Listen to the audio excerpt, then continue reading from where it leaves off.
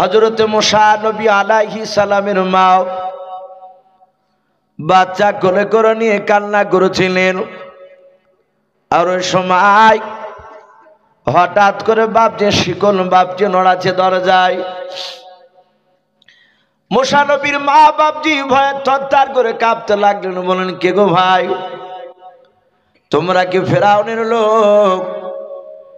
আড়াল থেকে দরজার বাহির থেকে আওয়াজ ভেসে আসলো, না ও মুসা নবীর মা, আমি ফেরাউনের লোক নাই। মুসা নবীর মা মনে মনে চিন্তা করেছেন, মালিক, আমার সন্তানের নাম আমি মুসা রেখেছি, তা ওই লোকটা কেমন করে জানতে পারলো? মুসা আলাইহিস সালামের মা ডাক দিয়ে বলুন, কে তুমি বলো? ওই অপরিচিত মানুষটা ডাক দিয়ে বলেছিল, আমি মুসাফির, আমি মেহমান। ওগো মুসা নবীর মা, তুমি ভয় পেও না, দরজাটা তুমি খুলে দাও। দরজা খুললেন, দেখলেন একজন অপরিচিত মেহমান মুসাফির দাঁড়িয়ে। তার ঘাড়ে একটা বাপজি ব্যাগ রয়েছে, ব্যাগে যেন কি যেন ভরা আছে। হযরত মুসা নবীর মা ডাক দিয়ে বলেন, ওগো বাবা, তুমি কে? সাদা হাত বাপজি ওই ব্যক্তি ডাক দিয়ে বলেছিলেন, ওগো মুসা নবীর মা, আপনার কোলে আছে ওই ব্যক্তি আল্লাহর পয়গম্বর মুসা আলাইহিস সালাম হবেন। ওগো মা, আপনার ছেলে যেন নিরাপদে মানুষ হয়, সেই কারণে আল্লাহ আমাকে পাঠিয়েছে আপনার বন্ধু হিসাবে। বলে, আমার ছেলেকে কেমন করে মানুষ করব, ফেরাউন জানতে পারলে শেষ করে দেবে।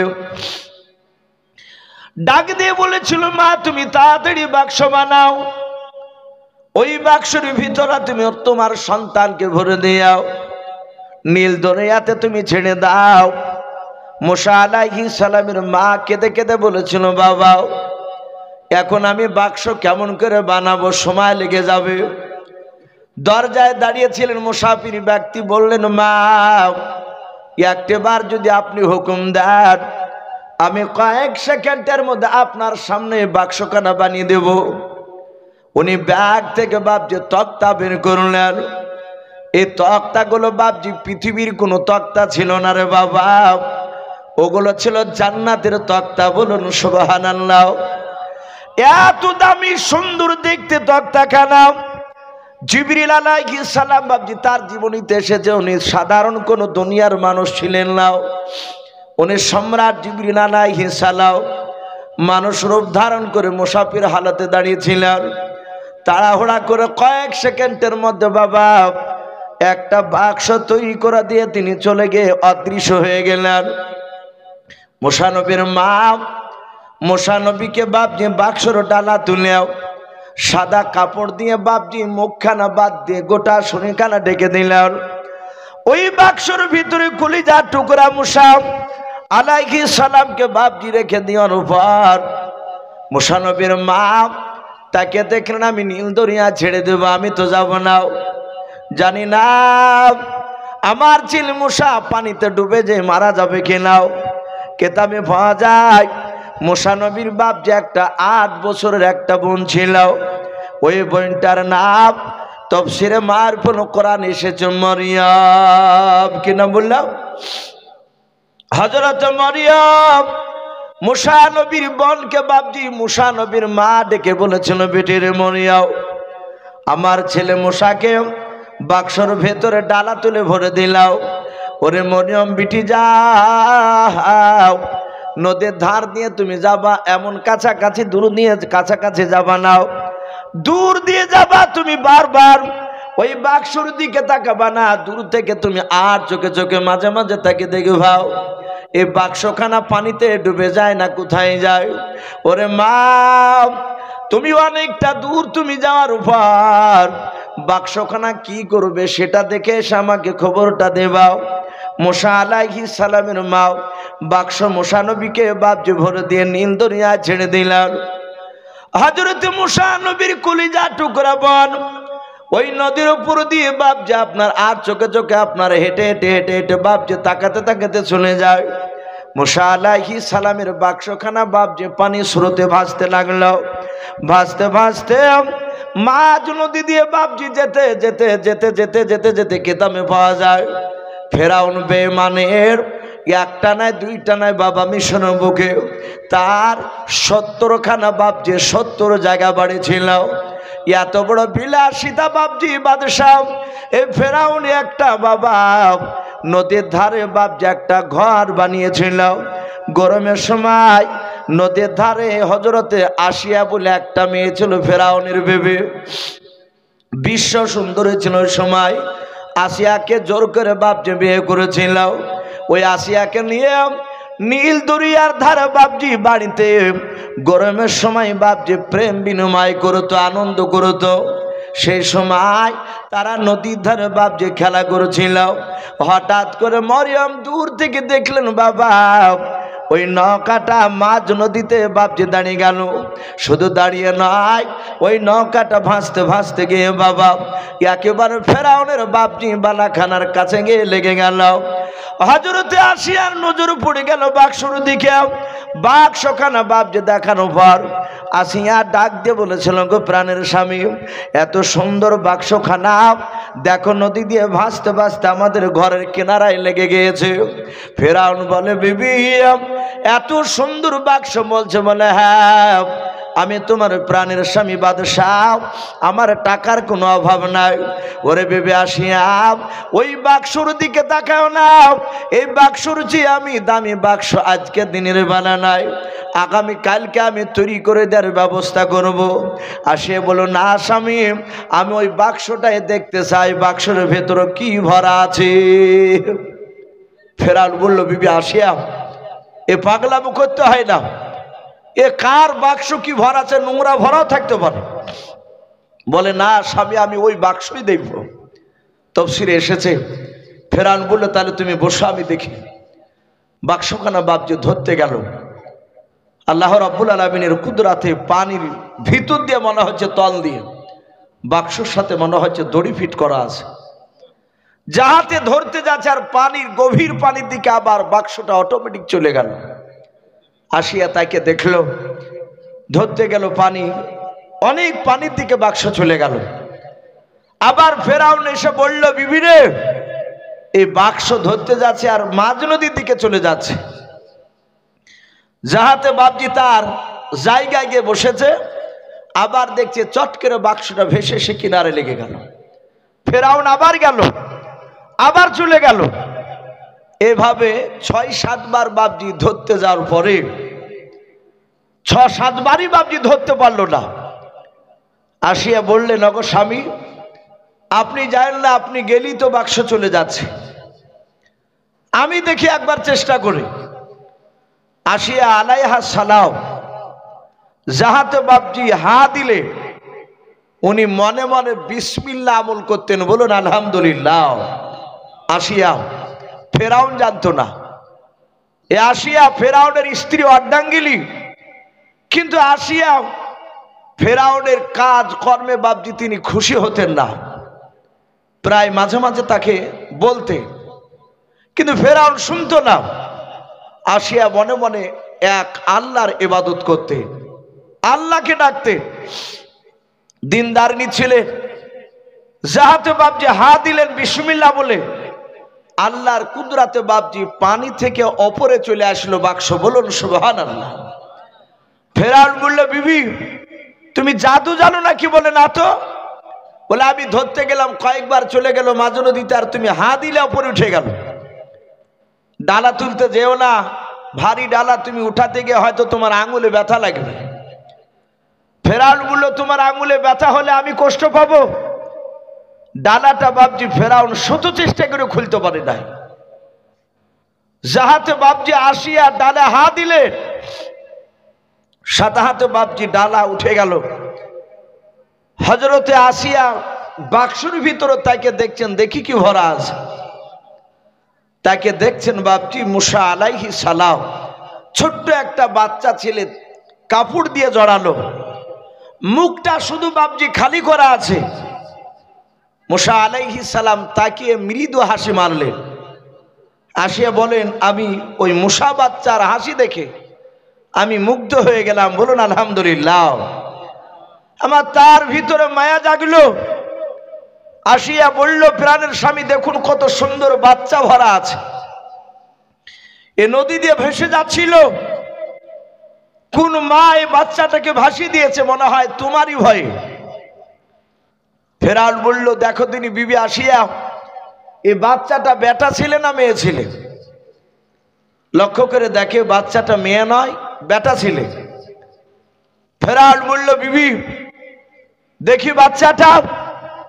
যাহাতে বাপজি বাচ্চাটার দিকে তাকিয়েছে মুসা নবী আলাইহিস সালামের দিকে, এমনই মোটা মোটা চোখ করে তাকিয়েছে, তফসিরে লিখেছে।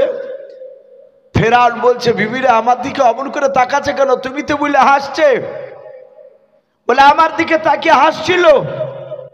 ফেরাউন বলে, আমার মনে হয় এই বাচ্চাটি আমাকে ধ্বংস করবে।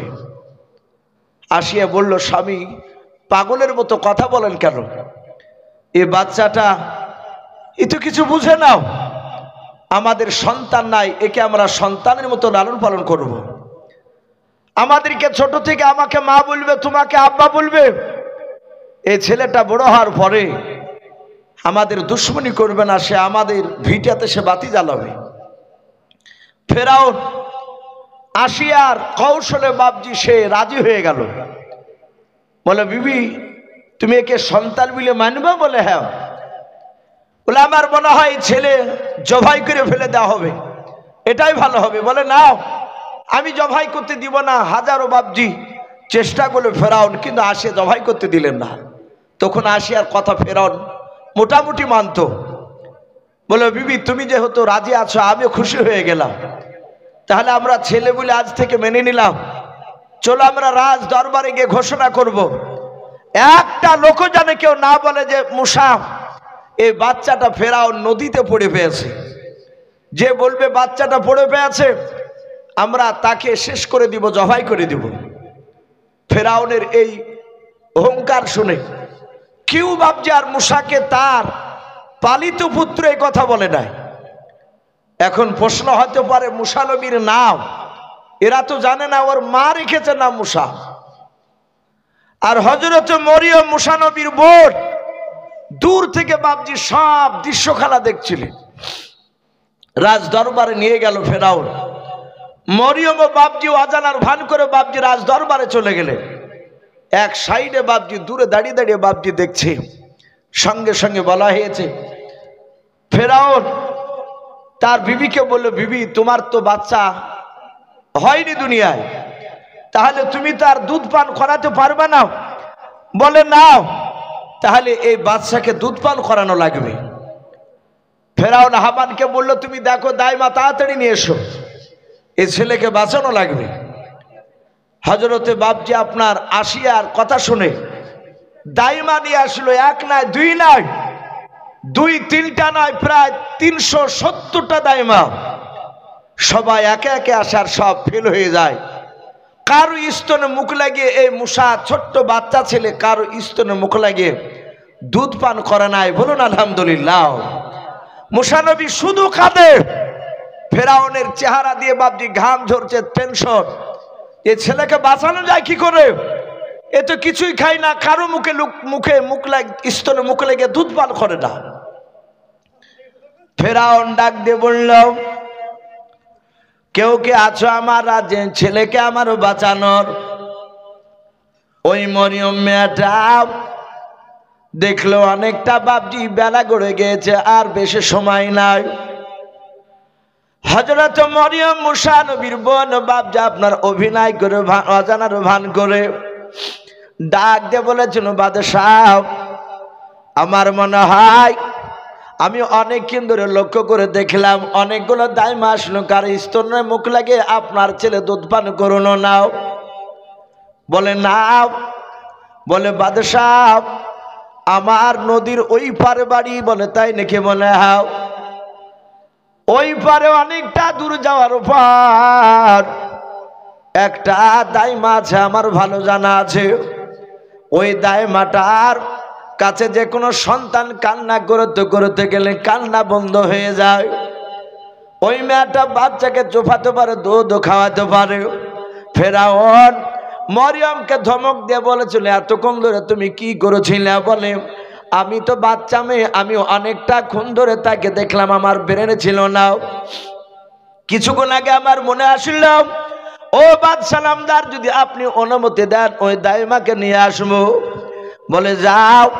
হযরতে আপনার মরিয়ম মুসা নবীর বোন দৌড়াতে শুরু করে দিলেন। ফেরাউন ডাক দিয়ে বলে, ও বেটে শোনাও, তোমাকে যাওয়া লাগবে না, তুমি ঠিকানা দাও, আমার লোক যাবে। মরিয়ম চালাকি করে বলো, না বাদশাহ, আমি গিয়ে ডেকে নিয়ে আসবো, মেয়েটা সৈন্য লাগবে না। কারণ মরিয়ম মনে মনে ভাবলো, যদি সাথে সৈন্য যায় তাহলে মুসা নবীর ভাইয়ের সব ঘটনা আমার মার সামনে বলা যাবে না। হযরত মরিয়ম দৌড়ে যায় ওই দিকে। বাপজি মুসা নবীর মা বারবার বাপজি দরজার গুণিতে আপনারা দাঁড়িয়ে শুধু মাঠের দিকে না নদীর দিকে তাকে তাকে, আমার পিঠি কেন আসে না, আমার ছেলে মুসা কি পানিতে ডুবে গেল না কেউ? হযরত বাবা মুসা আলাইহিস সালামের বোন মরিয়ম দৌড়ে যখন আপনার মা মা করে ডাকতে ডাকতে চলে গেলেন। হযরত মুসা নবীর মা দরজা থেকে চিৎকার করে বলেছিল, ওরে বিন্দি শুনে নাও, বলো আমার মুসা বেটা কি পানিতে ডুবে গিয়েছে? মরিয়ম বলে, মা আমার ভাই পানিতে ডুবে নাই, ফেরাউনের দরবারে। যাতে ফেরাউনের দরবারে বলেছেন বাবা, সঙ্গে সঙ্গে মরিয়মের বাপ যে মা আরো হাওমা করে কেঁদে উঠল। বলে, বাবা মা, আমার মনে হয় ছেলেকে নাকি জবাই করে দিয়েছে ফেরাউন। হযরত মরিয়ম ডেকে বলেন, মা অনেকক্ষণ ধরে দেখলাম আমার ভাই এখনো জিন্দা আছে, মারে নাই। ওগো মা, ফেরাউন নিজে বেটা বলে দাবি করে নিয়েছে, মেনে নিয়েছে। আমার ভাইয়ের নাম ফেরাউন মুসা নামটা রেখে নিয়েছে। মা তোমার নামের সাথে নামটা মিলে গিয়েছে আমার ভাইয়ের। মা গো, আমি অনেকক্ষণ ধরে লক্ষ্য করে দেখলাম 370টা দাইমা তারা আসলো, আমার কলিজা টুকরা ভাইকে কোনো নিলাও। সবাই চেষ্টা করলো তাদের আপন আপনি স্তনে মুখ লাগানোর, কিন্তু পারে নাই। আমার মুসা ভাই কার স্তনে মুখ লেগে দুধ পান করে নাই, শুধু কান্না করেছে। মা মুসা ভাই কান্না করেছে, আমার বুকটা ফেটে যাচ্ছিল। ওগো মা, আমি বাদশার কাছে আমি তোমাকে দাইমা পরিচয় নিয়েছি, আমি তার বাড়িতে থাকি বলেছে। মা খবরদার, তুমি তার কাছে জানো, তুমি মা পরিচয় তুমি দেমা নাও। বলো তুমি দাইমার অভিনয় করতে পারবে কিনা? হযরতে ইউকাবাদ মুসা আলাইহিস সালামের বাপজি জলম দুঃখিনী মা ডাক দিয়ে বলল, বিটি রে, আমার সন্তানের কাছে আমি অনেক কিছু করতে পারবো, আমি কেন দাইমার ভান করতে পারবো না? আমি ধরা দিব না। মাগো অনেক সৈন্য দিয়ে পাঠাচ্ছিল, আমি কাউকে নিয়ে আসিনি। চলো তুমি এখনই চলো, আমার ভাই দুধ খাওয়ার জন্য ক্ষুধার তাড়নায় কান্না করছে। মা আমার ভাই কাল চলো, আমি কষ্ট পাচ্ছিলাম, একটু তাড়াতাড়ি চলো। মা আমার ভাইকে ফেরাউন আর মারবে না। হযরতে মরিয়মের মা মুসা নবীর মা উনি দৌড়াতে শুরু করলে। ফেরাউন বারবার বাপজি তাকাচ্ছে, ওই মেয়েটা দাইমানি আসছে না কেন? আসিয়া বলেন, আমার কোলে মুসা আলাইহিস সালাম ছিলেন, উনি কাঁদছিলেন, একবারও কান্না বন্ধ করেনি। নদী থেকে যখন বাড়িতে নিয়ে আসলাম, বাড়িতে আসার পরে শুধু কেঁদেছে। যাহাতে বাপজি ফেরাউনের দরবারে মুসা নবীর মা চিৎকার করে বলেছে, ওগো বাদশাহ নামদার, কই আপনার সন্তান, আপনি নিয়ে আসুন। আমি এমন একটা দাইমা, কান্না করা বন্ধ ছেলে আমার কাছে আসলে কান্না বন্ধ করে দেয়। আসিয়া বলে, যাহাতে মুসা নবীর মার গলার আওয়াজ আমার কানে পৌঁছালো। আমার কোলে ছিল মুসা, সঙ্গে সঙ্গে আল্লাহর কুদরাতে মুসা আলাইহিস সালাম কান্না বন্ধ করে দিলেন। জোরে বলুন সুবহানাল্লাহ। মুসা নবী বুঝতে পেরেছেন আমার জনম দুঃখিনী মা চলে এসেছে। হযরতে আসিয়া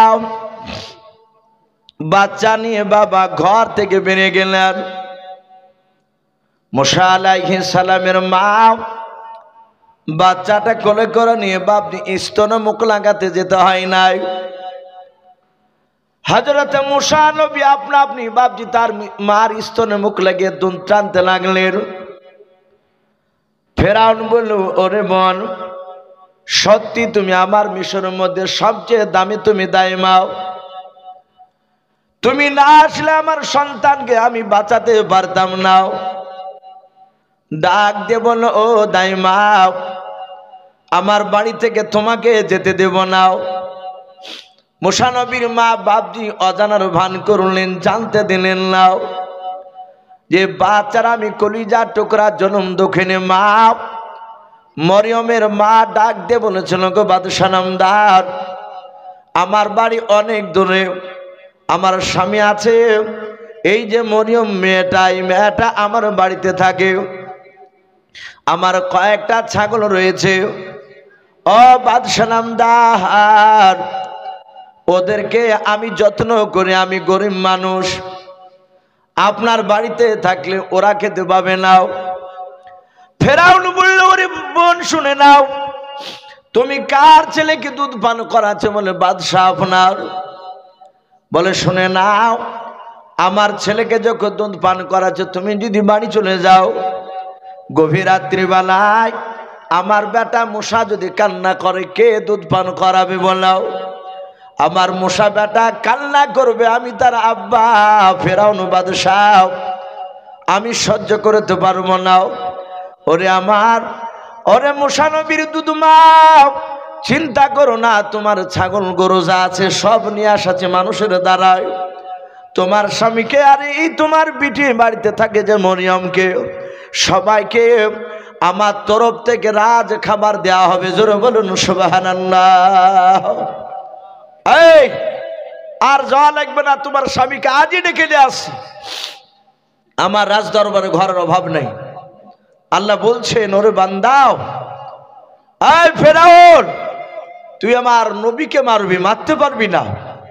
আমি আল্লাহ তোর দুশমনকে তোর বাড়িতে রাজকীয় খাবার খেয়ে আমি মানুষ করবো। জোরে বলুন সুবহানাল্লাহ। মুসা আলাইহিস সালাম থাকতে লাগলে, তাফসীরে লিখেছে বাপজি 3 দিনকার দিন মুসা নবী মা কোলে করে নিয়ে আছে। বাদশাহ ফেরাউন তার রাজদরবারে চলে গিয়েছে ডিউটিতে। এদিকে মুসা আলাইহিস সালামের আসিয়া যে বাপজি মা, সে মুসা নবীর আপন মাকে ঘরে আড়ালে ডেকে নিয়ে যে বলছে, ওগো শুনে নাও বোন, তুমি সত্যি করে বলো, এই বাচ্চা প্রকৃতি কি তোমার? ডাক দিয়ে বলল যে বাচ্চা আমার নয়। আসিয়া হাতখানা ধরে বলল, বোন আমি বুঝতে পেরেছি। হাওয়া করে কাঁদতে লাগলেন। বললেন, বোন তুমি তো ফেরাউনের স্ত্রী, আমার ভয় হচ্ছে আমি যদি স্বীকার করে নি তাহলে আমার সন্তানকে মনে হয় বেঁচে রাখবা না। আসিয়া বলল, বোন রে, আমি জানি আমার স্বামী খুব বদমাইশ বেঈমান। মুসা নবীর মা, আমি প্রথম দিনে আমি জানতে পেরেছি তুমি এই মুসা নবীর আপন মা। আর যেদিন আমি বাক্স থেকে উঠাই বের করি, সেদিনে আমি এর হাসি দেখে বুঝতে পেরেছিলাম এ ছেলেটা আমার স্বামীকে ধ্বংস করবে। আমি ওটাই চাই। বোন আমি বলবো না, কিন্তু আমরা দুজনায় সুন্দর করে রেখে মানুষ করব। সম্মানিত ভাইরা, আমার বাবাজি বোনেরা, আলোচনা করে 2 বোনের মতো থাকতে লাগে। মুসা নবীকে খুব যত্ন করে। এ যত্ন করতে করতে মুসা আলাইহিস সালাম হামাগুড়ি দেওয়া বাপজি শিখেছে। হামাগুড়ি দিয়ে ঘুরিয়ে বেড়াচ্ছে। বাদশাহ লোকেরা মাঝে মাঝে বলে, হে ফেরাউন বাদশাহ নামদার, আপনার সন্তান মুসাকে একবার নিয়ে আসবেন না, আমরা রাজ দরবারে দেখতাম। মুসা নবী বলেন, আমি ঠিক টাইমে নিয়ে আসবো। মুসা রাজ দরবার থেকে নয়, ফেরাউন রাজবার দরবার থেকে বাড়ি ফিরে মুসা আলাইহিস সালামকে কোলে নিয়ে বাপজি চুমা খায়, আদর করে। মুসা আলাইহিস সালাম বেশ হামাগুড়ি দিয়ে বাপজি আপনার বেড়াতে যখন শিখে নিয়েছে, একেবারে খাড়া হয়ে দাঁড়াতে পারে না। ওই সময় ফেরাউন বাপজি হঠাৎ করে হামানকে ডেকে বলল, ওরে হামান, আমি মিশরের বিরাট বড় বাদশাহ হয়েছি, সবাই আমাকে ভয় করে, আমি মুখ দিয়ে যা বের করি সেটাই বাস্তবে পরিণত হয়ে যায়। আমার যাকে মন চায় তাকে জবাই করে দিই, আবার যাকে মন চায় তাকে আমি ছেড়ে দিই। কিন্তু শোনো, আমার মন বলছে যে আমি মিশরের মধ্যে আমি একটা ক্ষুধা দাবি করতে চাই, আমি আল্লাহ হতে চাই। বলো হামান, এই কাজটা করলে কি হয়? হামান পার্সোনাল ঘরে বলল, ফেরাউন তুমি ছোটকালের বন্ধু, অনেক পাগলামো করেছো, আমি নাকি বন্ধু মানুষ তোমাকে আল্লাহ বলে মেনে নেব, কিন্তু জনগণ তোমাকে সবাই আল্লাহ বলে মানবে না। ফেরাউন বলে মানবে না কেন? এই হামান, যারা মানবে না তাদেরকে আমি জবাই করে দেব, তাদেরকে দুনিয়াতে বাঁচিয়ে রাখবো না। বলে সব জায়গায় পাগলামো চলে না। বলে কি করতে হবে বলো?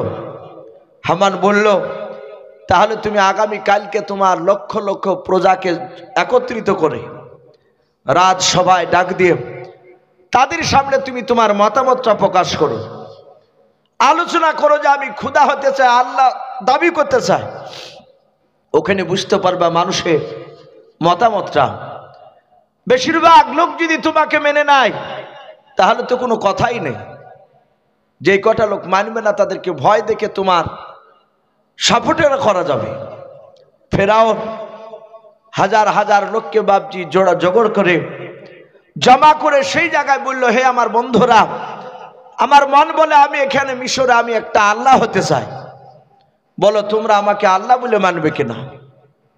যখনই বাপজি কথা বলল, কিছু কয়েকটা সত্যবাদী মানুষ তারা বলল, হে বাদশাহ নামদার, আমরা তোমাকে আল্লাহ বলে মানতে পারি, কিন্তু একটা শর্তের উপরে। বলে শর্ত কি? বলে শুনে নাও, এ বাদশাহ নামদার, নীল দরিয়াতে পানি ভরপুর হয়ে আছে। বলে হ্যাঁ।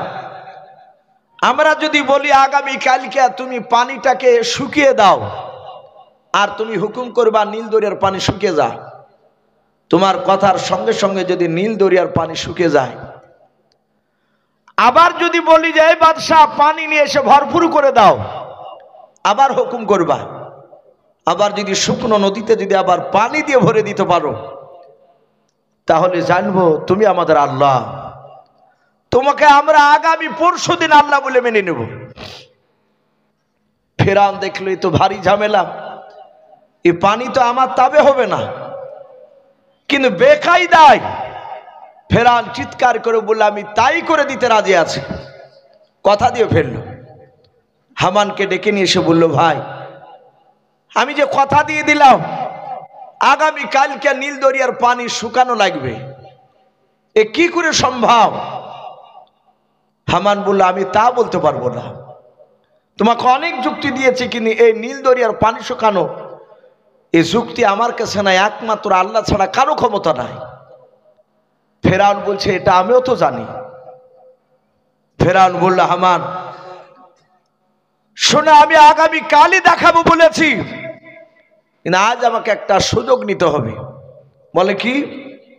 বলে তুমি গোটা আমার রাজ্যে প্রচার করে দাও দেশে, যে আজ রাত্রিবেলায় সন্ধ্যার পর থেকে সূর্য ডোবার পর থেকে কোনো নারী পুরুষ কোনো মানুষ যেন তার বাড়ির ঘর থেকে দরজা থেকে যেন রাত্রিবেলা না বেরোয়। যারা বেরোবে রাস্তায় বাড়ির বাইরে যাদেরকে দেখতে পাওয়া যাবে তাদেরকে হত্যা করা হবে, জবাই করা হবে।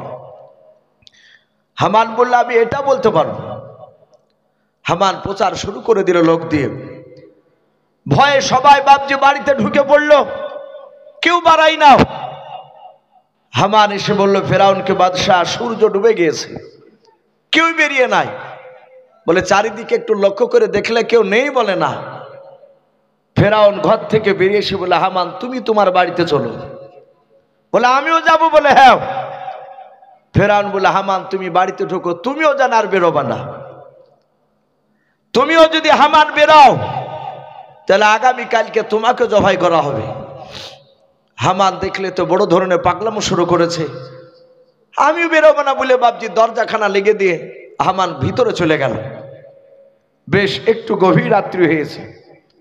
ফেরাউন চুপি চুপি বাড়ি থেকে বেরিয়ে ডান দিকে বাম দিকে চারিদিকে তাকে দেখলো, বেশ অন্ধকার ঘুটঘুটে নেমে এসেছে, কেউ নাই রাস্তায়, সবাই ভয়ে বাপজি তারা আপন আপন বাড়িতে।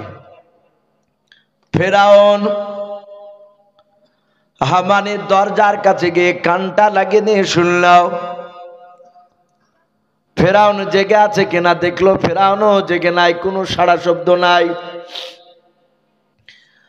ফেরাউন হামানের বাড়ির দরজা দিয়ে বাবা সোজা রাত্রিবেলা নীল দরিয়ার দিকে বাবা চলে গেল। নীল দরিয়াতে যাওয়ার পর নীল দরিয়ার ধারে গিয়ে দেখছে বাবা একটা গুহা। ফেরাউন বাপজি গুহাটা বাপজি আগ থেকে চিনত, জানতো। ফেরাউন গুহার ভিতরে বাপজি আপনার চলে গেল। গুহার ভিতরে যাওয়ার পর গুহার ভিতরে বাপজি দাঁড়িয়ে আবার চারিদিকে আপনার দেখছে, গুহার বাইরে কেউ দাঁড়িয়ে আছে কিনাও, তাকে দেখলো কেউ নাই। ওই গভীর রাত্রিবেলায় ফেরাউন বেঈমান গুহার ভেতরে বাপজি নীল দরিয়ায় নদীর ধারে বাপজি গুহার ভেতরে সিজদায় ফেরাউন পড়ে গিয়া ওই নিশরাত্রি বেলায় আল্লাহর দরবারে বাপজি ফেরাউন হাওমা করে কাঁদতেছে। ফেরাউন কাদার বলে, আল্লাহ আমি জানি তুমি অহু আলা কুল্লি শাইইন কাদির, তুমি সর্বশক্তিমান। ফেরাউন বাপজি জানতো গোটা পৃথিবীর মধ্যে সৃষ্টিকর্তা রয়েছে, এক আল্লাহ রয়েছে, এটা ফেরাউন ভালো করে জানতো। ফেরাউন সেজদায় পড়ে কাঁদেন, আল্লাহ আমি জানি তুমি একমাত্র আল্লাহ, নীল দরিয়ার পানি তোমার তাবি, তুমি যাই চা তাই তুমি করতে পারো। ওগো মাওলা আমার বড্ড মনের তামান্না, বড় আশাও, আমি মিশরের বুকে আমি খোদা দাবি করতে চাই, আল্লাহ হতে চাই। ওরে মাওলা তুমি আগামী কালকার মতো নীল দরিয়ার পানি তুমি আমার তাবে করে দাও। ফেরাউন গভীর রাত্রিবেলা সিজদায় পড়ে পড়ে কাঁদে। আর ওই সময়